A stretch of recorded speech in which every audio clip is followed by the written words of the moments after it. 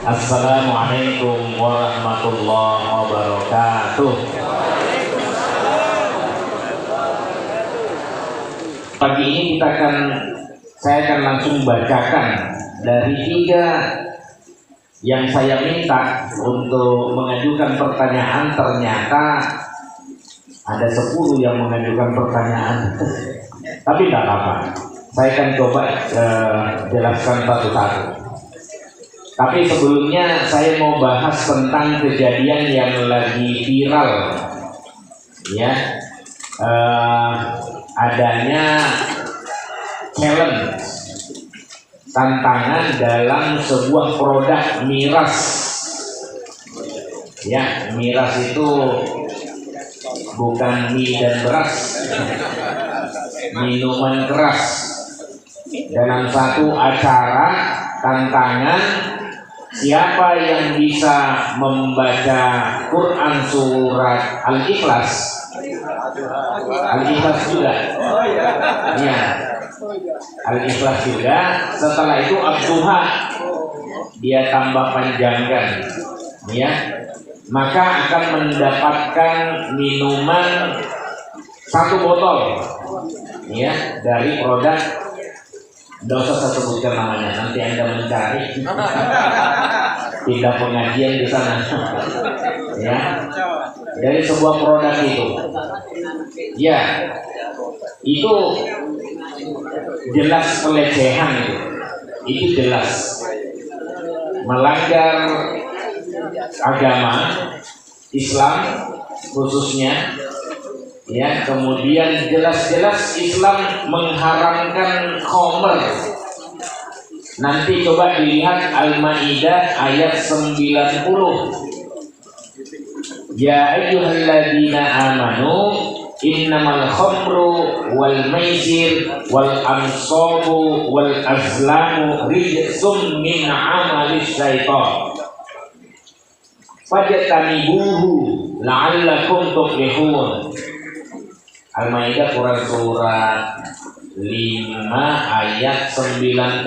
Wahai orang-orang yang beriman, khamr, judi, khamr itu segala minuman yang memabukkan.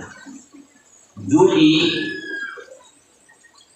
sesajen untuk berhala, wal ansabu wal azlamu itu mengundi nasib dengan anak panah. Jadi anak panahnya dimasukkan dalam kotak, setelah itu diambil, ya, atau diinginkan nanti mana yang keluar, itulah yang menentukan mau kemana keputusannya. Keputusan hanya di undian, padahal itu keputusan penting, ya, tidak masuk akal dan jelas melanggar larangan itu.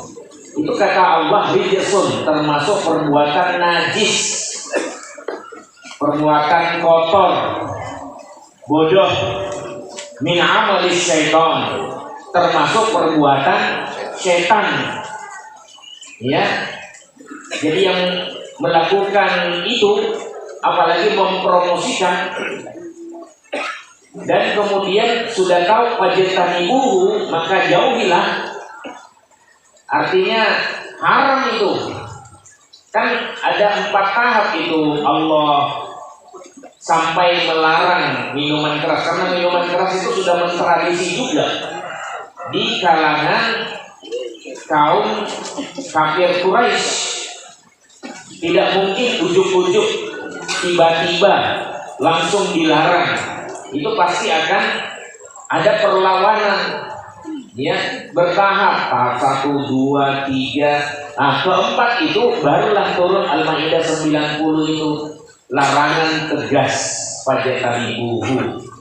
Ayat sebelum saat ketiganya itu la taqrabus shalah wa antum sukara. Jangan engkau dekati sholat sedangkan kamu dalam kondisi mabuk. Ya. Nah, itu karena ada kejadian juga.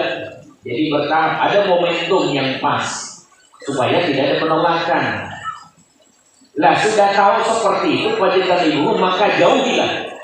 Bukan hanya berhentilah, jauhilah. Ya, karena siapapun yang minum, merusak dirinya sendiri dan merusak orang lain, membahayakan orang lain. La'allakum tuflihun, semoga kamu beruntung, menang. Ya, itu jelas sekali termasuk perbuatan setan. Ya, kalau la'allakum itu biasanya diartikan oleh sebagian ulama pasti kamu beruntung. Tidak ada namanya kesuksesan itu dibangun dari mabuk-mabukan. Ngepil, nggak ada. Ini Pak Bapak tahu persis ini istilah-istilahnya. Iya, tidak ada. Yang ada itu orang sudah sukses, lupa, kemudian minum-minum tidak kuat. Kalau belum apa-apa sudah minum, gaya tok. Ya, jadi hati-hati ya anak-anak kita, cucu kita. Lah itu sudah dilarang, kok malah nantang coba. Sudah perbuatan setan, nantang lagi. Siapa yang bisa baca Quran surat Ad-Duha, maka saya kasih hadiah satu. Itu kan melecehkan. Iya. Aliran TKI itu, Pak. Iya. Sangat melecehkan, sangat menghina, bertentangan dengan agama mayoritas Indonesia. Ya, Islam. Bertentangan dengan rasa, moral, etika, dan tentu bertentangan dengan hukum. Maka saya setuju, atau kita setuju, tutup aja lah. Setuju? Nah, ya tutup aja. Nah, kalau misalnya tidak bisa tutup karena itu agak jauh, di sini paling tidak di daerah Gamping jangan ada. Ya, tidak ada. Ya, itu antara lain. Baik. Itu kira-kira ya. Jadi hati-hati dengan anak-anak kita juga kita ingatkan. Yang berikutnya saya langsung masuk pada pertanyaan yang saya sudah jadikan judul tanya jawab seputar sholat itu, doa di antara dua sujud. Ya, ada beberapa. Saya mulai dari situ dulu. Di buku sudah saya sebutkan pada halaman buku sholat sesuai tuntunan Nabi Sallallahu Alaihi Wasallam yang cetakan terakhir ini pada halaman 125 sampai 126 dalam catatan kakinya juga dilihat karena ini sudah sering saya ulang. Kebetulan 1 minggu yang lalu lewat di beranda saya itu tentang perdebatan orang doa, yang satunya ustadz membantah salah satu ustadz yang mengatakan tidak ada itu dalam doa sujud, dalam doa duduk di antara dua sujud yang pakai wa'fu anni. Ya, kemudian ustadznya mengatakan ya itu terserah dia, itu bacanya sampai di situ. Ada itu kata wa'fu anni. Coba nanti dilihat dalam Al-Baihaqi. Ya, di situ ada itu dalam Sunanul Kubro'nya. Ya, kalau diperiksa betul isi dalam kitab hadis karya Al-Baihaqi judulnya As-Sunanul Kubro, itu bukan sebagai bacaan doa duduk di antara dua sujud. Ya, itu doa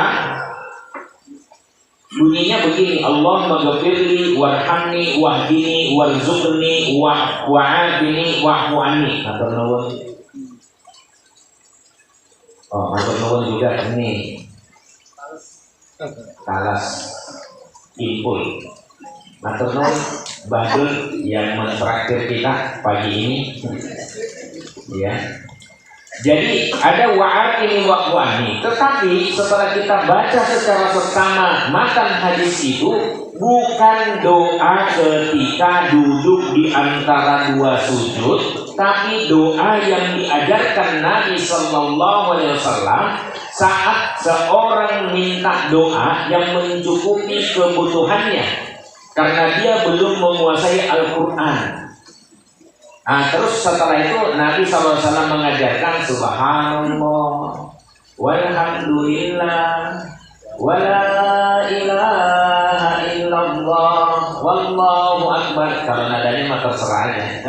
Ini nadanya karena populer di telinga kita oleh Allah yarham Ustaz Arifin Ilham. Ya, nah itu. Jadi ternyata bukan. Dan saya membenarkan Ustaz yang mengatakan bahwa tidak ada. Sebagaimana di pengajian kita dari dulu kita mengatakan tidak ada. Meskipun artinya bagus. Ya.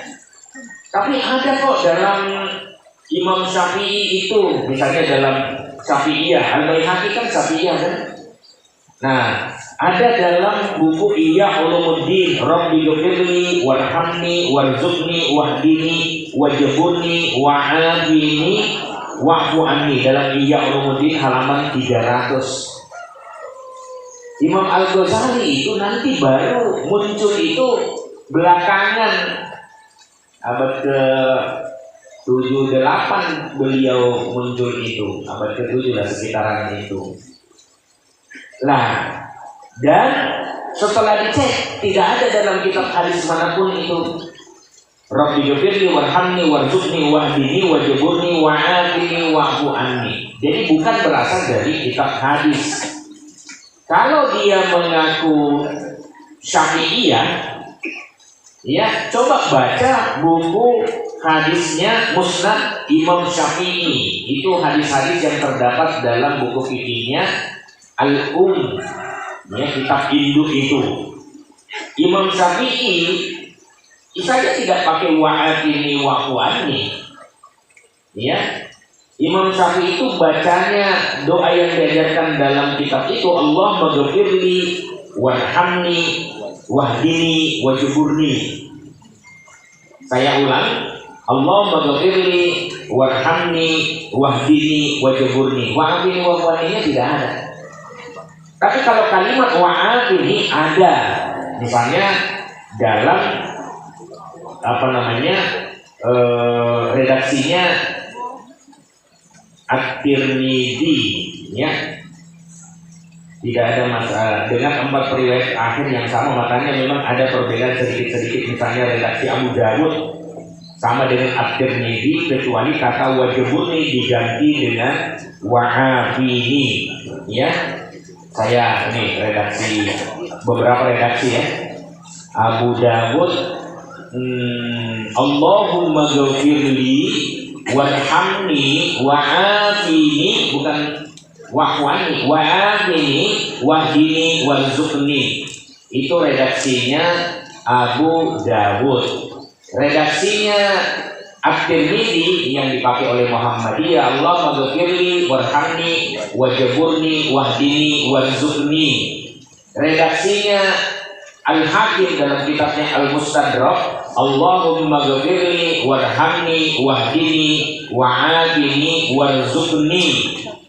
Ya, jadi ini kira-kira. Jadi banyak redaksi, silahkan mau pilih yang mana, yang penting ada hadisnya makbul.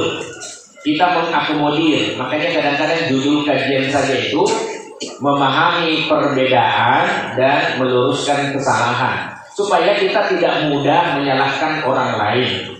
Kadang kita mudah menyalahkan orang lain ya karena ilmu kita memang baru membaca 1-2 sudah memvonis orang lain ini salah, padahal kita belum baca kitab hadis yang lain. Nah, di buku ini variasinya saya menyebutkan sekitar 5.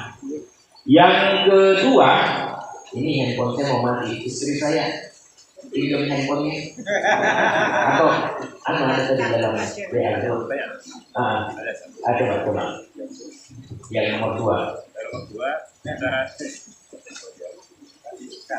Cara duduk dalam sholat 2 rakaat. Baik, pada halaman berapa itu Ustaz? Saya sudah sebutkan halaman 129 sampai 130. Baik, tentang duduk untuk sholat 2 rakaat, subuh, Jumat, sholat sunnah.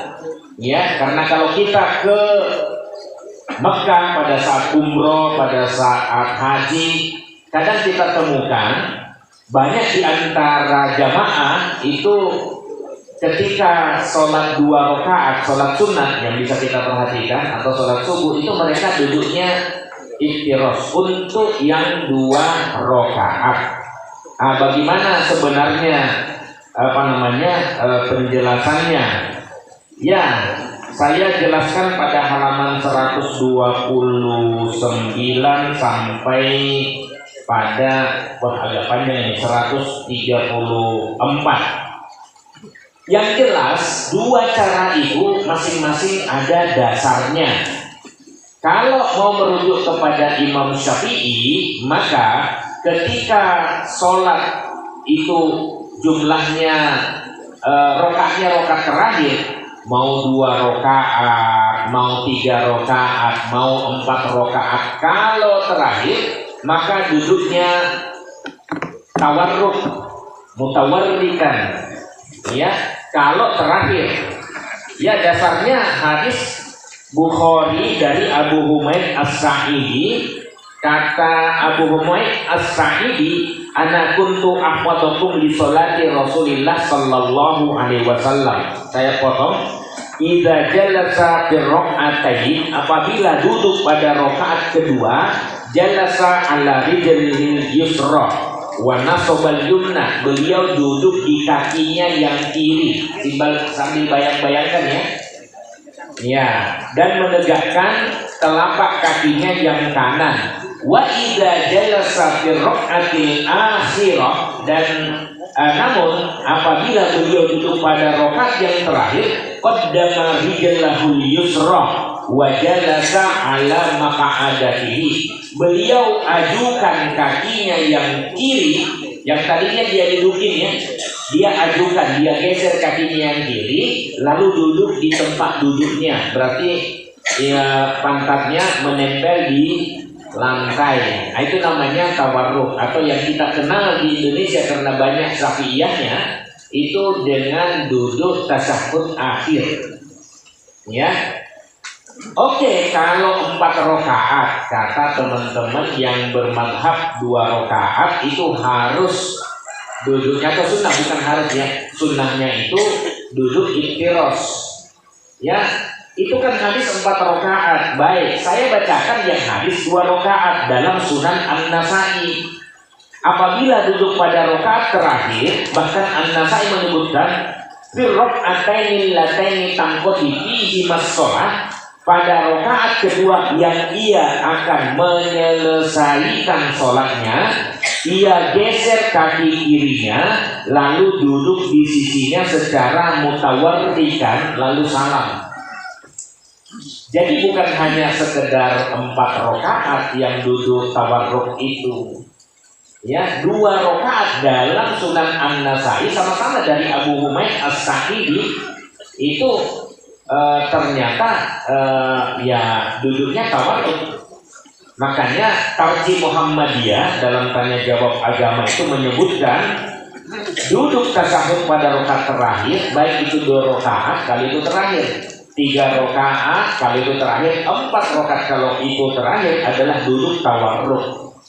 Ya, nah inilah pendapat yang paling kuat dan dipilih oleh mayoritas ulama, Imam Asy-Syafi'i, Al-Bukhari, Ibnu Hazm, ya, dan lain-lain. Tapi apakah ada yang menuntunkan duduk iftiros pada rakaat terakhir dalam sholat 2 rakaat dengan? Ya ada. Saya sebutkan juga di sini supaya berimbang, supaya kita juga memahami saudara kita kenapa mereka atau sebagian kita itu duduknya 2 rakaat. Ya, dasar hadis yang digunakan itu hadisnya Wa'il bin Hujr, ya, riwayat At-Tirmidzi, Ibn Huzaimah.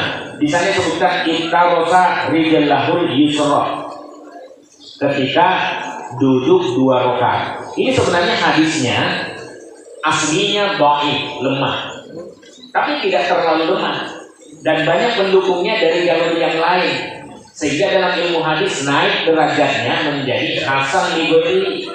Hasan li ghairihi bisa dijadikan sebagai hujjah. Ya. Nah, yang kedua hadis Aisyah radhiyallahu anha. Wa kana yaqulu fi kulli rak'atain at-tahiyyat wa kana yaqrisu rijlahul yusra. Beliau berdoa pada setiap 2 rakaat at-tahiyyat. Macam-macam redaksinya at-tahiyyat, ya. Wakana, dan ketika itu beliau yafrusu bentangkan rijlahul yusra, kakinya yang kiri. Artinya dia jadikan firos. Nah, di sini kalimat firos muncul. Firos menjadikan kaki kirinya sebagai alas pantatnya. Ini hadisnya riwayat Muslim. Tapi sebagian ulama mengatakan itu kan hadis tentang doa tahiyat, bukan duduknya. Tapi dalam satu ungkapan itu kadang orang melihatnya, oh ini juga sekaligus pesan tersembunyi bahwa duduk untuk sholat 2 rakaat itu dengan iftiras. Ini hadisnya riwayat Muslim dari Abdullah bin Zubair. Ya, ada juga dari Aisyah, dari Aisyah. Ada juga dari Abdullah bin Zubair, idza jalasa fi rak'ataini iftarasal yusra. Ini hadisnya riwayat Ibnu Hibban. Ya. Dan ada satu lagi hadis Ibnu Umar, min sunnatis shalah an tujji'a rijlakal yusra wa tansibal yumna. Sebagian hadis mengatakan antaftarisa. Ya, kamu bentangkan kaki kirimu dan kamu tegakkan yang kanan. Nah, itu termasuk sunnah sholat. Nah, tapi perhatikan, saya bacakan saja buku saya. Al-Bukhari dan Imam Malik yang meriwayatkan hadis ini itu berada dalam bab kaifal julus di tasyahhudil awal. Perhatikan kalimatnya, bagaimana duduk untuk tasyahhud awal. Jadi maunya si penulis buku ini itu hadis itu untuk tasyahhud awal, bukan untuk tasyahhud akhir.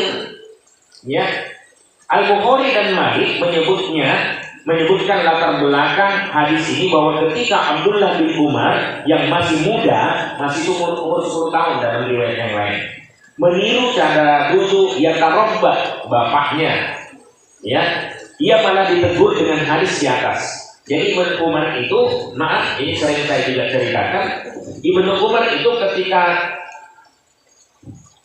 gimana ya, tidak bersih.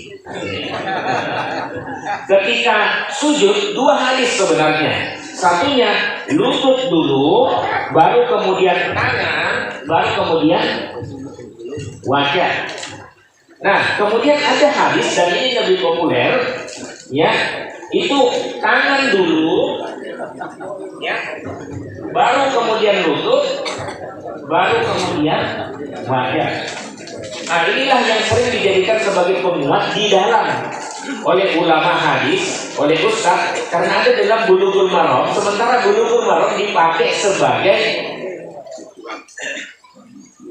referensi di hampir semua pondok pesantren, termasuk pondok pesantren Muhammadiyah. Jangan suruh ulang ya, ini sudah capek. Tapi alhamdulillah masih kuat lah. Ya. Jadi, nah, di situ kemudian pada saat Ibnu Umar, nah saya pindah ini.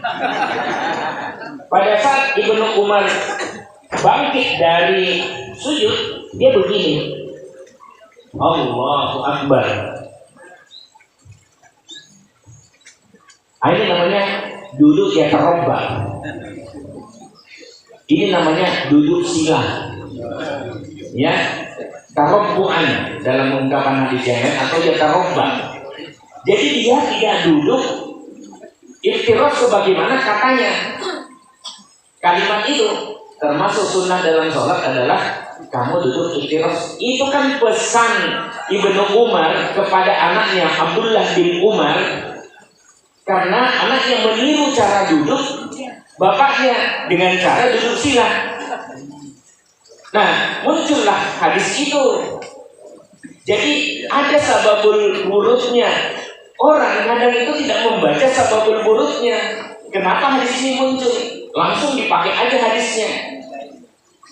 Sunnah sholat itu kalau duduk itu mau 2 rakaat, mau 3-4 rakaat, sunnahnya pokoknya duduknya iftiras. Kalau hanya pakai keterangannya Ibnu Umar, itu ada sababul wurudnya.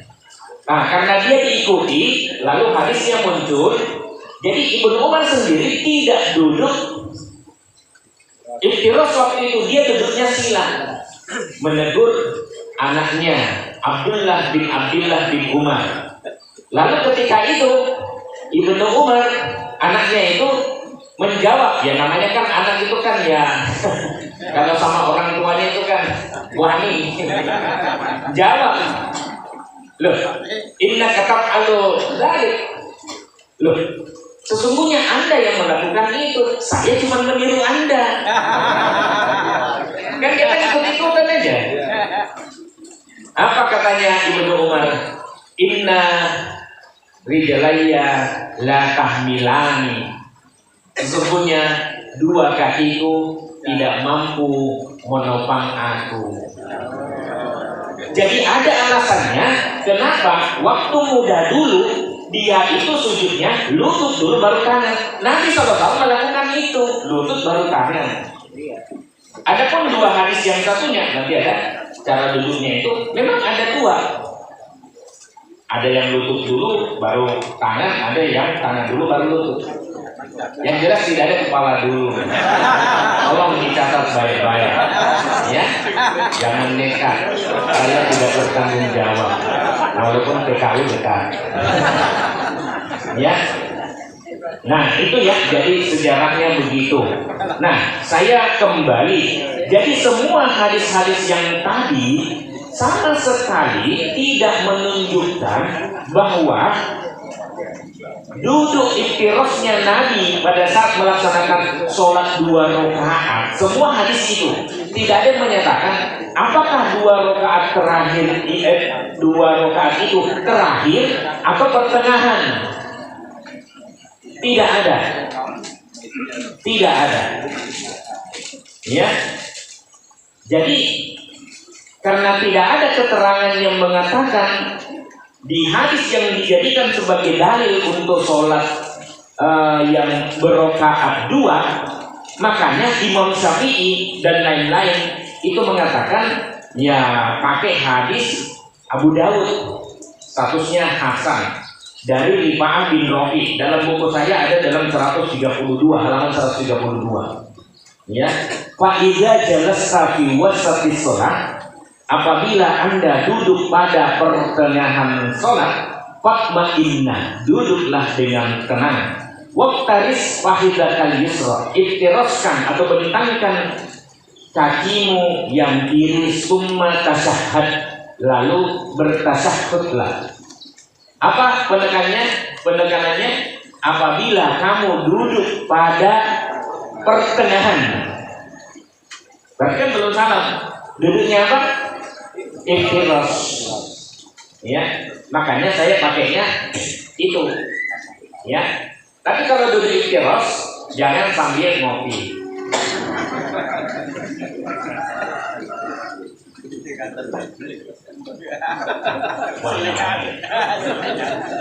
Kopi ngaji. Nah kebetulan ada orang tamu dari Maluku Utara. Artinya apa kopi ngaji?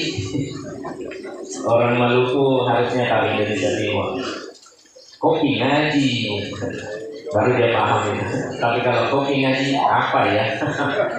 Ya, kau pergi ngaji. Baik.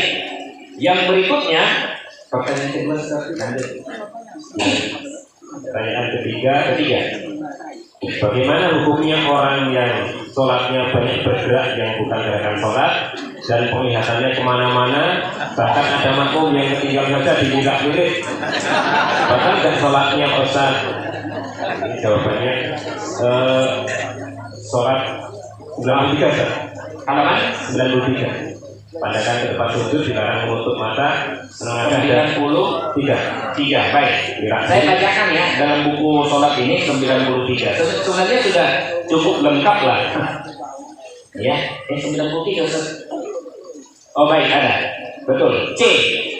Pandangan ke arah tempat sujud. Hadis riwayat Al-Baihaqi dan Al-Hakim. Tidak boleh menutup mata. Ini dalam soal pandangan. Jadi tidak boleh merem. Walaupun Anda merasa lebih khusyuk kalau merem, tidak boleh dalam sholat. Ya, tidak boleh menengadah ke atas. Jadi ini tidak boleh. Ini hadis riwayat Al-Bukhari, larangannya dan Abu Dawud. Dan ini tadi pertanyaannya Ibu, tidak boleh memalingkan pandangan ke kanan dan ke kiri, namanya iltifat. Ya, jadi tidak boleh sambil begini sambil menyapu kanan kiri, pandangannya tidak boleh. Ya, nah, jadi kemana pandangannya? Ke depan boleh, ke bawah boleh. Nah, ke depan itu yang kadang-kadang menggoda itu tulisan kaos-kaos kekinian itu, ya, ada tulisan kutunggu jandamu, ini nggak bagus nih, Pak. Nggak bagus. Ya. Memang macam-macam sih tulisan itu, ya, lebih kreatif. Baik, yang berikutnya ada yang nunduk ke bawah, itu boleh, ya, sunnah. Dalam hadis yang lain, Nabi SAW melihat ke arah penunjukannya, berarti kan ke depan, ya, bukan jari-jarinya. Yang dikhawatirkan kalau jari-jarinya, ini juga ada kontroversi, ada yang gerak-gerak, jadi gini-gini juga, enggak ada nih bercanda ya. Ya, tuharrikuha ada. Ya, ada tuharrikuha menggerak-gerakannya, ada wala tuharrikuha dan tidak menggerak-gerakannya. Kita pakai yang tidak menggerak-gerakannya. Ya, ada kontroversinya di situ.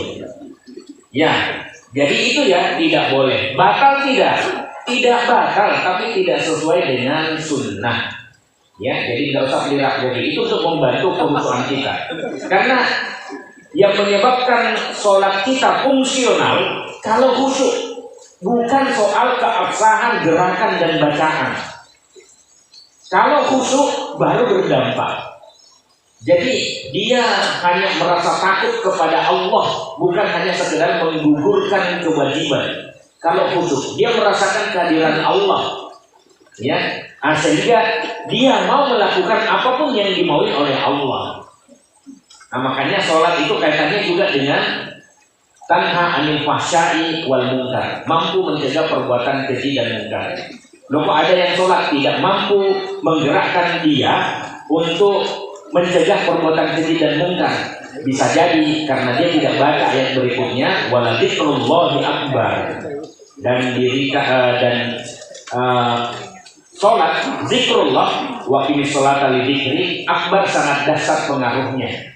Berarti itu dari ketika dia sholat itu pikirannya hanya Allah, Allah, Allah, ya, bukan yang lain. Walaupun godaan untuk memikirkan yang lain, kadang-kadang kehilangan barang, ya ketemunya sholat dulu. Ini opo ini. Baik, itu kira-kira. Lanjut, Ustaz. Bagaimana hukum melaksanakan sholat sunnah Rebu Kasan atau Pungkasan tolak balik di akhir bulan Safar? Tahun ini jatuh 12 Agustus 2026. Alhamdulillah sudah lewat. Amalan Rebu Wekasan atau Pungkasan. Pungkasan itu bahasa Jawa. Terakhir. Ya, sejak dulu, sejak masa Nabi Sallallahu Alaihi Wasallam itu sudah ada yang mengatakan bahwa pada bulan Safar itu bulan sial, ya, bulan penuh bala. Cuman di hadis itu wala sofaro, wala tiaro, wala hama, wala sofaro, itu hadisnya, ya, hadisnya Bukhari Muslim. Jadi tidak ada tiaro itu, ya, menentukan nasib itu lewat perburungan. Ya, kemudian juga meyakini bahwa ada kesialan, tidak ada kesialan di bulan Safar. Nah, cuman ulama itu kemudian karena masuk hadisnya itu, lalu apa amalannya? Nah, ada ulama yang bermimpi, ada ulama yang bermimpi lewat ilham. Kita disuruh untuk sholat sunnah, memperbanyak sodako. Ya, memperbanyak sholat sunnah. Tidak ada tuntunannya. Ya, tidak ada tuntunannya yang seperti itu. Jadi bagi yang sudah terlanjur melakukan karena itu, bertobatlah. Iya, yang Rabu Wekasan itu Rabu Wekasan Rabu terakhir yang terjadi di bulan Safar. Jadi tidak ada amalan tertentu, ya, ngaji saja, ya, memperbanyak sodako. Ada yang mengatakan sodako tolak bala, itu hadisnya dhaif jiddan. Bahwa sodako bisa membuat hati orang yang tadinya berniat jahat itu kemudian berhenti niat jahatnya, iya. Ya, kan ada tuh, sering ada cerita itu. Tadinya saya mau jahat, tapi dia malah memberi saya, padahal saya mau menyakiti dia. Ya, nah saya itu termasuk punya kebiasaan senyum. Ya, saya termasuk orang yang ketika merantau jarang diganggu, bahkan tidak pernah diganggu. Padahal teman saya merantau sekali itu langsung cerita macam-macam. Ya, kenapa? Saya kalau ada yang menatap saya tidak tahu ini siapa orangnya, saya senyumin. Bingung dia. Ini kenalan tonggoku kok ya? Atau pernah ketemu di mana? Saya senyumin. Ya, nah di situ kemudian dia mikir gitu. Dia mikir, enggak. Jadi saya aman gitu. Walaupun silap juga bisa. Tapi saya lebih bagus tidak berkelahi. Iya, karena sama-sama sakitnya, pasti sakitnya. Ya, jadi lebih bagus tidak berkelahi, lebih bagus kita tebarkan aja. Ya, tapi kalau terpaksa ya sudah. Ya, alhamdulillah. Ya, kemarin jadi ketemu sama guru-guru saya di muktamar Pak Suci itu, ceritanya macam-macam. Saya, anak istri saya tidak mendengar. Tapi kata guru-guru saya mendengar itu karakter silat saya mereka tahu. Ya, ada yang bilang ganas, ada yang bilang pantang mundur. Saya memang punya jurus yang tidak mundur, tetapi masuk gitu. Ya, kemudian ada yang pukulannya begini, ada andalan tendangan. Karena saya agak komplit dalam bermain silat, agak. Tapi itu dulu. Jangan bayangkan sekarang. Ini nggak boleh diceritakan istri saya sebenarnya. Tapi nggak apa-apa lah. Ya dulu beda. Baik. Terus jadi tidak ada ya. Lanjut Ustaz. Bacaan surah Al-Fatihah adalah wajib dalam sholat. Kalau makmum sudah mendengarkan bacaan Al-Fatihah imam dan imam tidak memberi jeda makmum untuk membaca Al-Fatihah setelah ini, apakah boleh membaca bersamaan dengan saat imam membaca surah lain? Ini buku halaman 206. Oke. Ya, membaca surat Al-Fatihah ketika kita sudah lewat. Saya lupa siapa ibu yang bertanya atau bapak ya. Bagaimana kalau misalnya imam, kita sudah tidak mendapatkan Al-Fatihahnya imam, terus imam membaca surat setelahnya, apakah kita tetap membaca Al-Fatihah atau tidak? Ada dua pandangan memang. Ya, ada mengatakan tetap membaca. Ya. Kenapa? Dia menggunakan dasar hadis la sholata liman lam yaqra bi Fatihatil Kitab. Tidak ada sholat bagi yang tidak membaca Al-Fatihah. Ya. Nah, itu sehingga walaupun imam sudah membaca surat setelah Al-Fatihah, dia tetap dituntunkan oleh sebagian ulama tetap baca Al-Fatihah. Padahal kalau dilihat hadisnya itu sebenarnya tidak secara spesifik menyuruh kita membaca Quran ketika imam membaca Quran juga.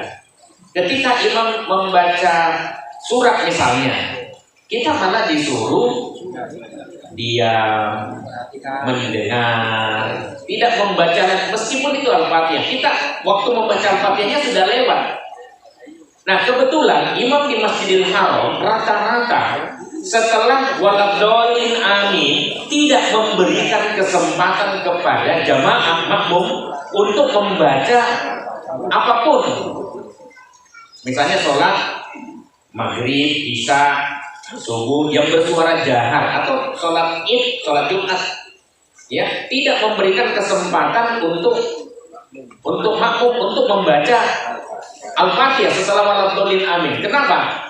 Karena ya memang tidak ada hadisnya bahwa Nabi atau jamaah memperkenankan untuk membaca Al-Fatihah lagi, karena bacaan jamaah tadi sudah masuk ketika imam membaca Al-Fatihah. Jadi bagaimana caranya? Ya kita ikuti dari belakang. Yang tidak boleh itu kan bagi makmum mengeraskan bacaan Al-Fatihahnya sehingga terdengar oleh kanan kiri, apalagi terdengar oleh imam. Nah, cara menegur yang paling penting yang saya mau sampaikan kepada jamaah. Cara menegurnya, jangan subhanallah, tidak mempan. Bacakan surat selanjutnya, ya. Alhamdulillahirabbil alamin. Selesai itu, langsung dia connect push. Ya kenapa langsung surat? Ya karena kadang-kadang memang tidak ya namanya imam ya. Ya bisa salah, bisa benar, banyak benarnya, tapi kalau sering salahnya diganti aja imamnya. Sedikit-sedikit lupa, sedikit-sedikit lupa. Ya. Nah, itu ya. Atau kalau misalnya ngeyel ya jangan dia, biarkan aja. Nanti kemudian dibaca Al-Fatihah woi, karena pernah kejadian. Itu di masjid Kadipaten ya. Ada konfirmasi. Imamnya tidak tahu, baru sujud 1 kali, duduk langsung berdiri. Jadi bingung dia. Berdiri, subhanallah. Akhirnya duduk. Pertama tenang, dikira mau sujud lagi, ternyata dia berdiri lagi. Subhanallah. Akhirnya begitu. Subhanallah, subhanallah, subhanallah, subhanallah. Mungkin besok Ahad bisa jadi gerakan senam itu. Sehat itu. Tapi kasihan kan imamnya, orang tua lagi. Ya, makanya fikih sholatnya harus dimatangkan. Ya. Nah, jadi yang kedua Pak. Ya. Yang kedua, imam yang meninggalkan tempat di saat rakaat kedua. Itu bagaimana hasilnya sebagai makmuman? Apakah bisa digantikan atau bagaimana? Oh, bisa digantikan oleh yang belakangnya. Oleh yang belakangnya. Makanya yang di belakang itu orang yang dewasa dan yang imam cadangan. Supaya apa? Kalau imamnya lupa langsung bisa diluruskan. Kalau imamnya batal langsung bisa digantikan. Imamnya harus sadar diri. Karena batal atau tidak, imam yang tahu. Karena kentut itu ada yang bunyi, ada yang tidak. Tinggal jujur saja.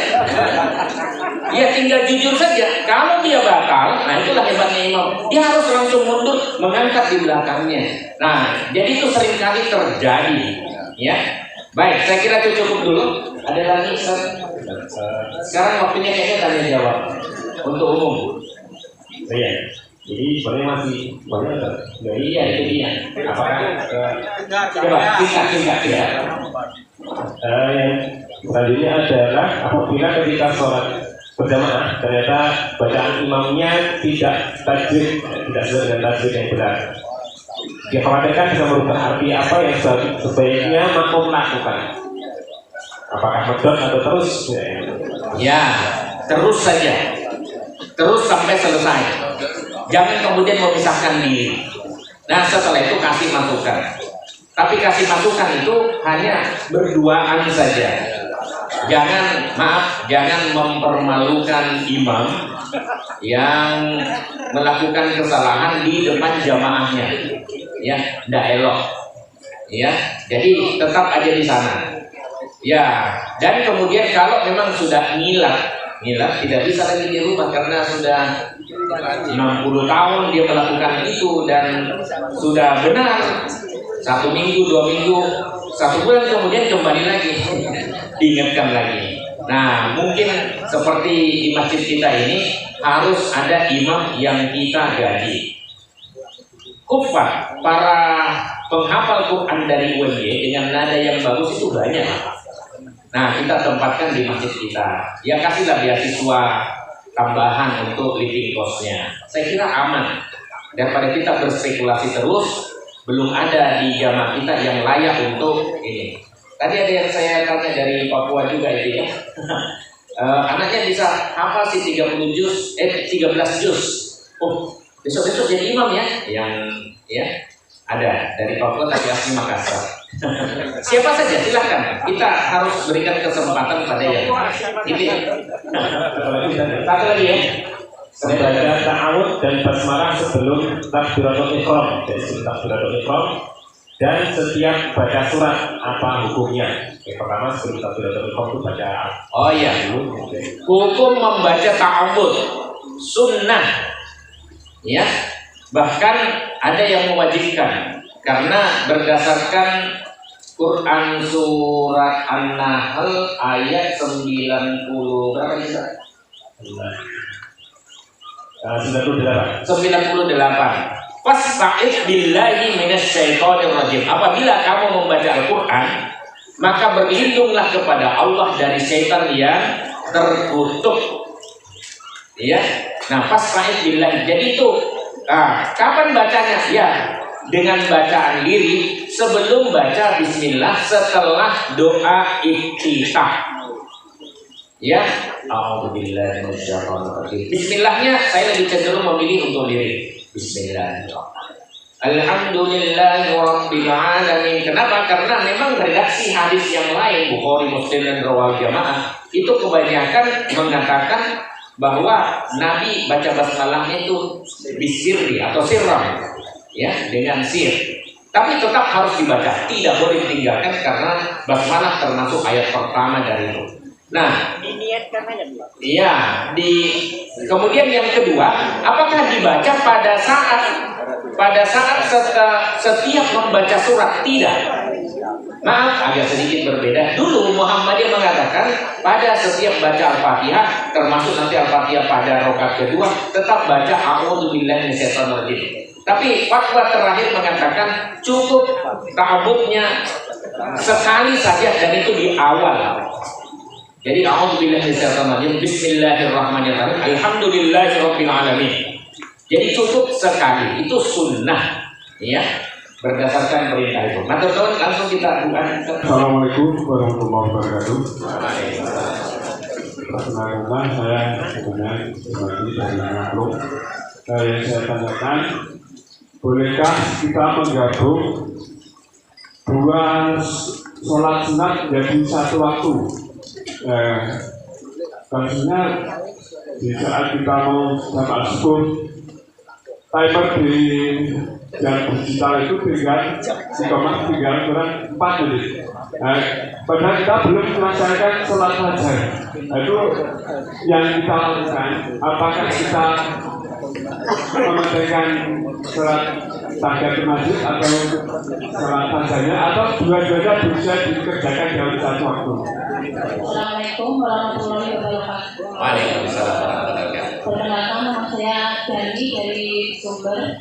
Yang ingin saya tanyakan, di lingkungan kerja kami ada seseorang yang kondisi kesehatannya sampai diamputasi kaki. Padahal jarak dari rumah sama kerja itu lumayan jauh, tetapi beliau itu kalau melaksanakan sholat selalu di tempat kerja dan tidak mengambil air wudhu, cuman mengambil tayamum aja. Itu yang saya tanyakan, gimana hukumnya? Assalamualaikum warahmatullahi wabarakatuh. Baik, terima kasih. Oh, nanti satu. Ini Pak, yang saya tanyakan ada hubungannya tadi dengan undian tadi Pak. Ya. Jadi ada kejadian di tempat saya di Rio sana Pak. Jadi ada 4 orang dari 2 kelompok sama-sama ingin kesempatan masjid. Ingin kesempatan masjid, dan 4 orang bagi 2, A dan B. Dan karena bingung, tak ada yang mau ngalah, mereka sepakat disaksikan oleh kawan-kawan pakai uang 100 rupiah. Dilempar, kalau yang jatuh gambar gunung berarti si A, kalau gambar uang 100 di B. Itu boleh enggak? Itu satu kesalahan dari besar dan ditempatin yang besar Pak. Maksud saya sakit dari Bang. Tapi itu sudah sepakatan bersama. Disaksikan waktu itu Pak Kasih Pak itu. Assalamualaikum warahmatullahi wabarakatuh. Saya Pak Muda, sekarang tinggal di Rio. Masya Allah, subhanallah. Ya, mudah-mudahan di Riau nanti segera dijadikan kopi ngaji. Atau belum? Yang pertama, yang mana? Bolehkah menggabung sholat sunnah dalam satu waktu? Contohnya sholat fajar dengan sholat tahiyatul masjid. Iya. Di kita ada keyakinan bahwa sholat sunat fajar untuk sholat antara sholat sunat qobliyah subuh ya, itu ada 3. Pertama, syukrul wudu, itu untuk semuanya. Yang kedua, tahiyatul masjid, itu juga untuk semua. Pokoknya saat masuk masjid, waktu duha pun itu. Kemudian yang ketiga itu ada kebetulan sholat sunat fajar, itu qobliyah. Nah kebetulan ini subuh. Sebenarnya apakah Nabi Shallallahu Alaihi Wasallam melakukan 3 sholat itu di waktu subuh? Pertanyaannya itu. Iya, tidak. Jawabannya tidak. Kenapa? Saya bacakan hadisnya di buku saya 2 kali saya sebutkan hadis ini, tapi di penelitian saya pun sebenarnya ada di disertasi saya dari Aisyah radhiyallahu anha, ya. Ini hadisnya Bukhari. Ya, Bukhari, Abu Dawud, An-Nasa'i. Idza sakatal muadzin bil ula min sholatil fajr. Apabila muadzin sudah diam, yang muadzin pertama min sholatil fajr, dari sholat subuh, qoma, beliau berdiri, waroka'a rok'atain khofifatain, lalu sholat atau ruku 2 rakaat yang ringan-ringan, hanya Al-Fatihah, tidak ada surat setelahnya, qabla sholatil fajr, sebelum sholat subuh. Ya, sebelum sholat subuh. Jadi Al-Fajr itu artinya juga subuh. Ya. Berarti Nabi Shallallahu Alaihi Wasallam di hadis ini ketika azan subuh, al-ula di sini diartikan azan subuh sesungguhnya, bukan azan pertama, ya, bukan azan awal, ya, sama dengan misalnya nanti azan keduanya itu qomah. Dalam hadis kadang-kadang juga diartikan begitu. Cuman ulama seringkali salah dalam memahami al-ula di sini adalah azan awal, ya. Nah itu jadi hanya 2 rakaat, ya, rok'atain khofifatain. Ini di halaman 77 buku saya, yang kemudian di halaman 229 saya tekankan lagi, ada sholat sunat yang luar biasa pahalanya, 2 rakaat di sholat sunat sebelum subuh. Ya, itu asyadda minhu ta'ahudan ala rok'atil fajr. Jadi beliau sangat menekankan 2 rakaat ini. Beliau sholat sunat fajar hanya 2 rakaat, sebagaimana penjelasan Aisyah dalam hadis riwayat Bukhari, Ahmad, Ishaq bin Rahawai. Karena Nabi Sallallahu Alaihi Wasallam yusolli rok'atain khofifatain bainan nida wal iqamah min sholatis subuhi. Nabi SAW sholat 2 rakaat yang ringan-ringan antara azan dengan iqamah dari sholat subuh. Jadi kalau dari hadis ini Pak, hanya 2 rakaat yang dikerjakan oleh Nabi SAW. Itulah disebutkan rakaatal fajri khairum minad dunya wa ma fiha. 2 rakaat itu tolong jangan ditinggalkan. Kalau misalnya sudah menjadi kebiasaan, ya Anda boleh melakukan qodok terhadap sholat subuh yang ditinggalkan sebelumnya itu, tapi setelah terbitnya matahari saja. Ada di sini saya sebutkan dalilnya. Gitu Pak ya.